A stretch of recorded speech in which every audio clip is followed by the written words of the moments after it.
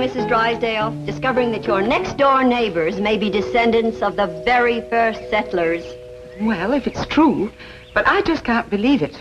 The Clampetts are so uncouth, so unrefined. I prefer unspoiled.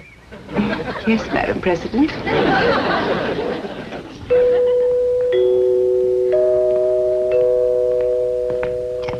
Jethro, did you ask your teacher over to Pot School about that music like I told you? Oh, yes, sir, Uncle Jet. She explained it to me, and I got it all wrote down.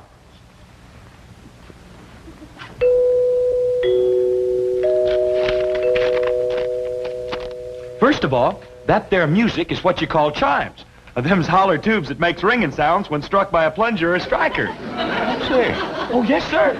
Now then, there is a reason why them chimes only ring when somebody comes to the door.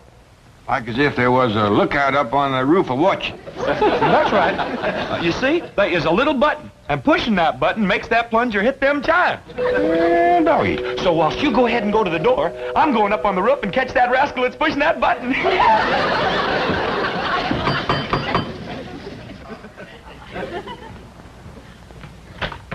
Well, howdy, ladies. Come in, come in. Good morning. Good morning, Mr. Clampett. Have a chitlin. Oh, what a treat, of course. Thank you. Thank you. Where's Granny? Oh, she's out in the kitchen stone grinding some cornmeal. Stone grinding cornmeal? Now, that's something we must see, Mrs. Drysdale. Come along. In a moment, Madam President. Mr. Clampett, will you tell your cousin Pearl that my car and chauffeur are at her disposal? Sure will. Pearl! You gonna eat the chitlin? Why, oh, yes, of course. By the way, Mr. Clampett, just what is a chitlin? Oh, these ain't ordinary chitlins. These is Granny specials. They is possum innards deep fried in boiling hog fat. Jack? Pearl, how come you to be using Miss Drysdale's car? Well, kid, now that we's high society, I can't be seen riding around in that old truck. When did we high society?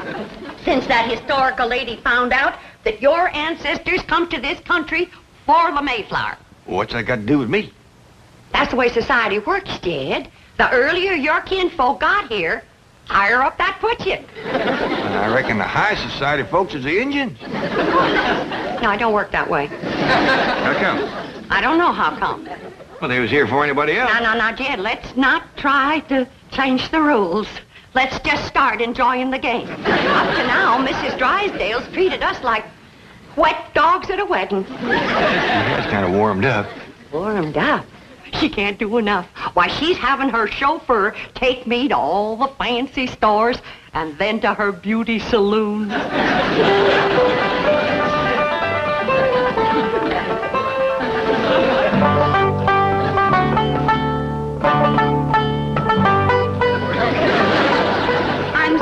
There must be an easier way to grind corn.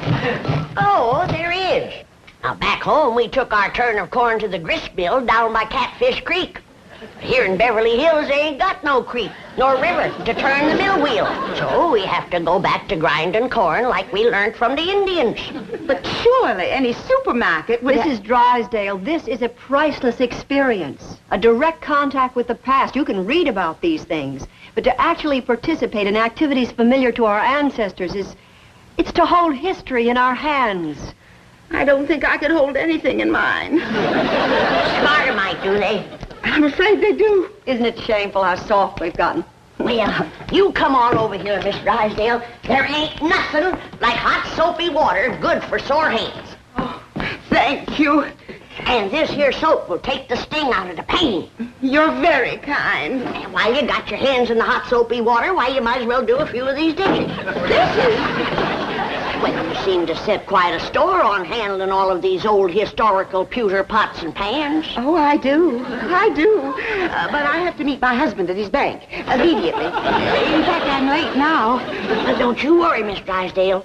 I'll save up a bunch of thrills for you, like churning and lye making and corn husking and chicken plucking and goat milking.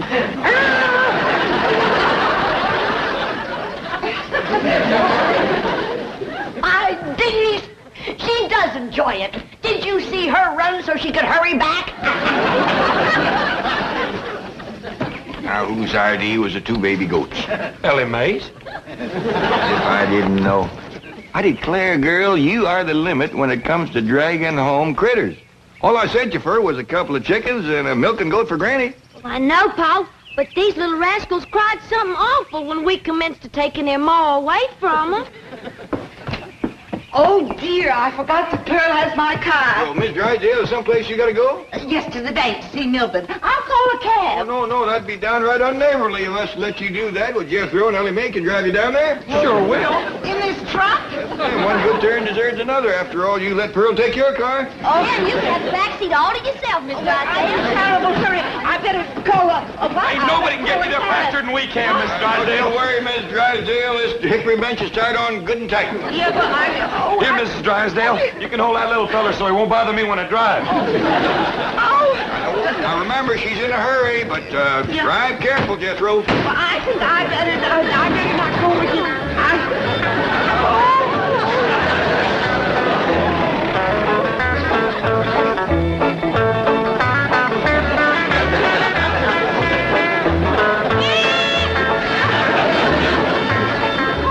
Everyone is staring at me. I bet you that beautiful new hat they're looking at. I have to drive down the main street of Beverly Hills. It's the quickest way to the bank, Mrs. Drysdale, and you said you was in a hurry. One side, everybody, get out of the way. Please. We're doing the best we can, Miss Drysdale. Get out of the way. That's ridiculous, Miss Drysdale, make a noise like a siren. Come on, move over.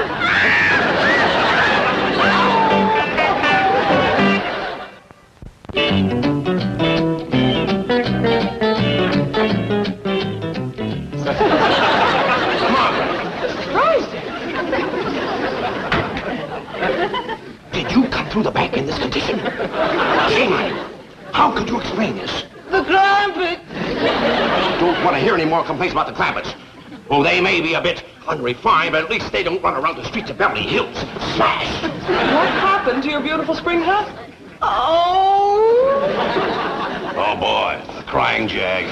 Get some coffee, I'll get her walking. Molly, I can't understand. I can't understand this. I have never seen you take a drink before the cocktail hour. let go of me. Marty, please lie down. I will not. Now, you're not going to be one of those kind of drunks, are you? I am not intoxicated. I'm mortified. The word is ossified. When you listen to me, the Clampetts are to blame for this. Oh, of course. And I suppose Granny gave you some of her corn? A huge bowl like this. Here we are, Mrs. Drysdale. Have a sip of this. Thank you, I shall. Oh, that does help. Tell me, confidentially, what did happen to your hat? It was eaten by a goat. Have some more coffee, Margaret. Mrs. Drysdale, you really must get a grip on yourself. Now, if Mrs. Smith Standish verifies that the Clampetts are indeed first family material, then you too will be in the spotlight. I'll be in the hospital. Don't help me. If those uncouth hillbillies become my social peers, life will cease to be worth living. Oh, Miss Hathaway, take me home. Margaret. What happened to your car? Did it get smashed, too? Cousin Pearl has it.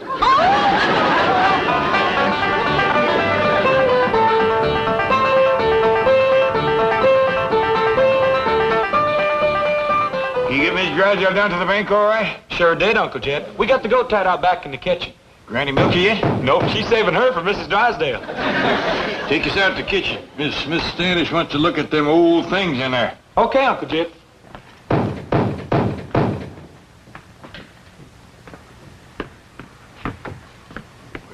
Come in, whoever you are.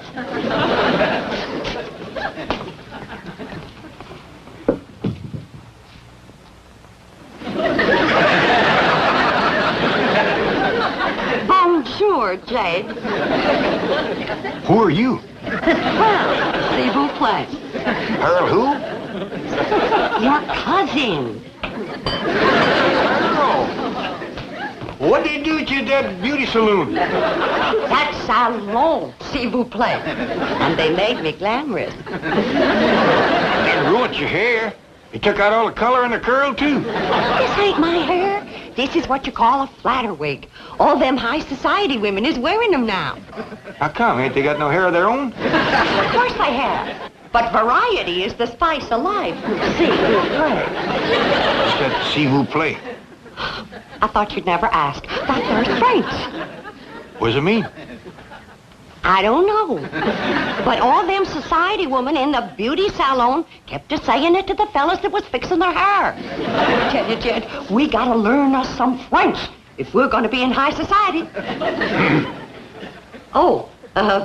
Mr. Chauffeur, you may go, s'il vous plaît. Very good, madam. Good day, sir. Yes, sir. Sure is, if it don't rain. That's the way to live. A big limousine and a livered chauffeur. And then folks just know you's high society. All you gotta do is say a few of them French words, and they go to bowing and scraping all over the place. What's all this stuff? Them surprises for everybody. High society surprises. You ain't getting me in one of them wigs. Uncle Jed, Granny wants... Bonjour, monsieur. Who's she? I'm your mom. S'il vous plaît, that's Paul. Ma? Where'd you learn how to speak Italian? Hey, Granny! Elly, May! Come look at Ma. She fell head first in a flour barrel. We got our work cut out for us, making high society out of that one. You can s'il vous plaît that again.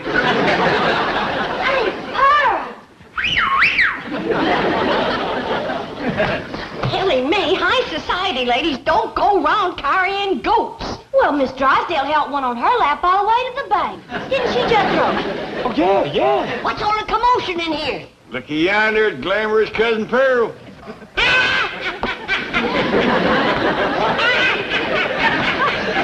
Will you kindly tell me what is all so fired funny? You wouldn't know a high society woman if you'd see one. Well, I sure don't see one around here.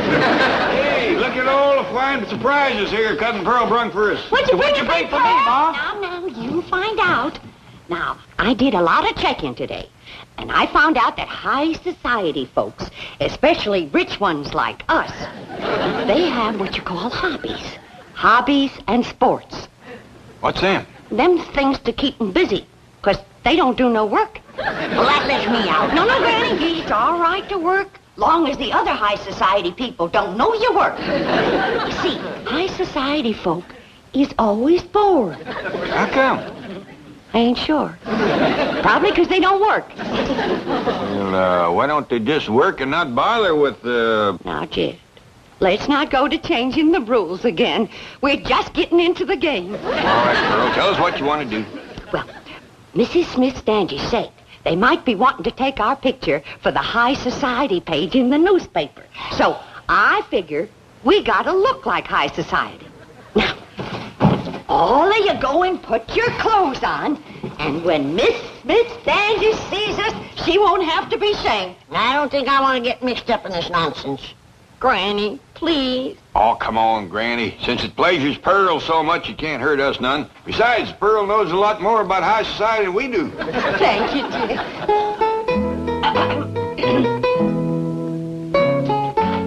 Pardon, Mrs. Smith Standish. Well, Mrs. Jean, what a beautiful gown. Mercy. This here's my tea-drinking, bridge-playing dress. S'il vous plaît. Oh, you speak French? Oh, yeah. I mean, oui. Quel surprise, charmant. Aimez-vous parler français? Well, you see, I speak it, but I don't quite understand it yet. Ah, c'est bien dommage. Mrs. Smith Standish, didn't you say that they might want some pictures of us for the paper? Oh, yes, if my research data's corroborated at FFTA in Virginia. Why, pictures of the Clampett family will be on front pages of newspapers all over this country. that'll include me, won't it? But of course. Well, I just want you to know you won't have to be ashamed of us. Now, why would I be ashamed? Well, you know, not having much education and culture and hobbies and not speaking French and all.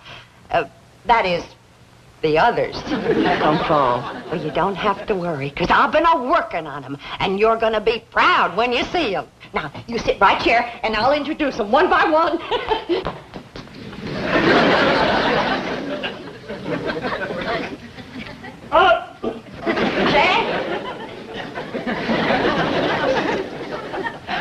Mrs. Smith-Standish, it gives me great pleasure to present my blood cousin, that international millionaire and high society sportsman, Mr. J.D. Clampett. Jed!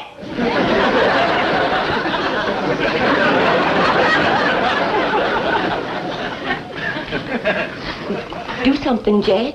A polo first. I don't know how you pole. I feel like a named fool. Look at this thing. I don't know whether you snare them or knock them off trees. Well, you go and sit over there, Jed. We'll be drinking tea and playing bridge directly. Granny, you're next. And now it gives me great pleasure to present that famous high society dowager and international sportswoman, Granny, whose favorite hobby is big game hunting in darkest Africa.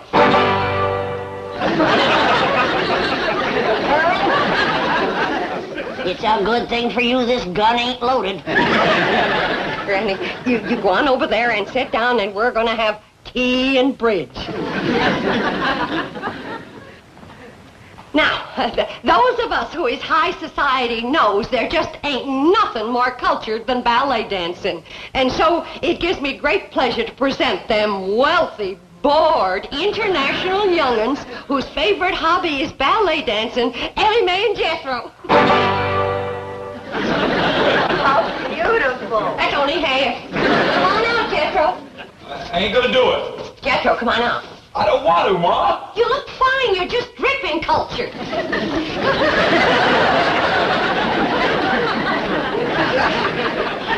Mrs. Bodine, Jethro shouldn't be wearing this tutu. See, Ma? I told you. Well, I know it ain't big enough, but it's fine for the pictures. No, wait a minute. Wait. We ain't got tea and bridge yet.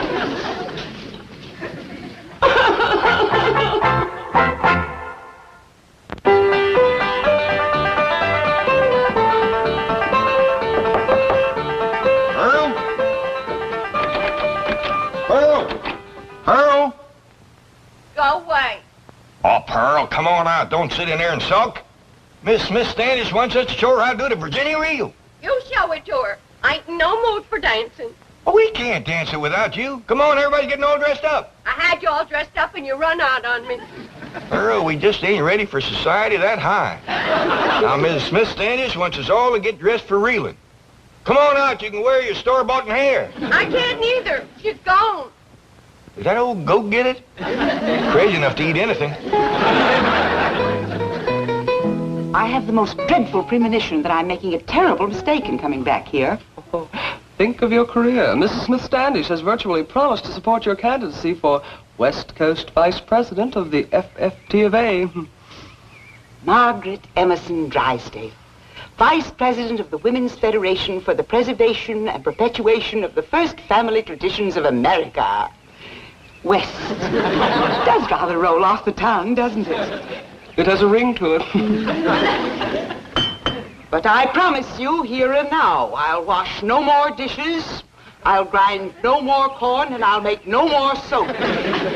These aristocratic hands were only meant to hold a vice president's gavel.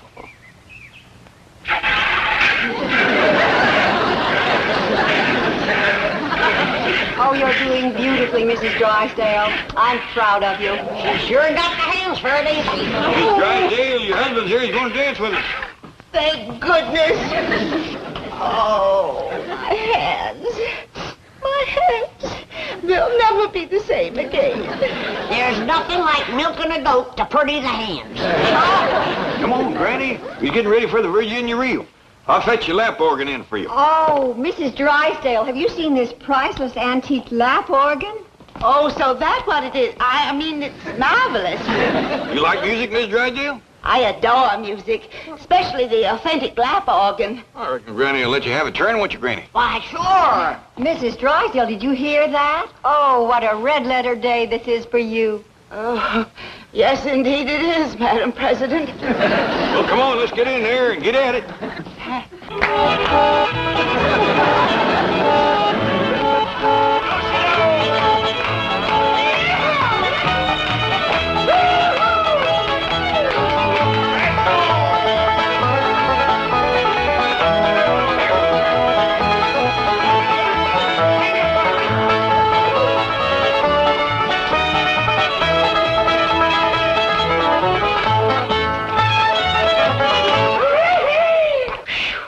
Somebody's gonna have to spell Miss Drysdale. She's all pumped out. Excuse me, Mrs. Smith Standish, you wanted the telephone. It's long distance from Virginia. Oh, that's headquarters. Mr. Clampett, if our genealogical records confirm those entries in your family Bible, you will make headlines from coast to coast. Your pictures will be in every newspaper. Yee-hoo! As direct descendants of the first family to settle Jamestown, you'll be celebrities, all of you. You'll be on radio, television, flown to New York for a ticker-tape parade, then on to Washington to meet the president, address a joint session of Congress. Statues will be erected of you. Excuse me, the telephone? Let her roll, Miss Hathaway. Oh, she's right. I've got to come down to earth long enough to get confirmation. Excuse me. Mrs. Smith Standish speaking. Yes? Yes. Oh, well, that was the entry in the old Bible I couldn't quite make out. Oh, well, Mr. Clampett is right here. I'm sure he'll be able to give us confirmation immediately. Mr. Clampett, if your great-grandfather's name was Ezekiel, you are the Clampett the world is waiting to discover.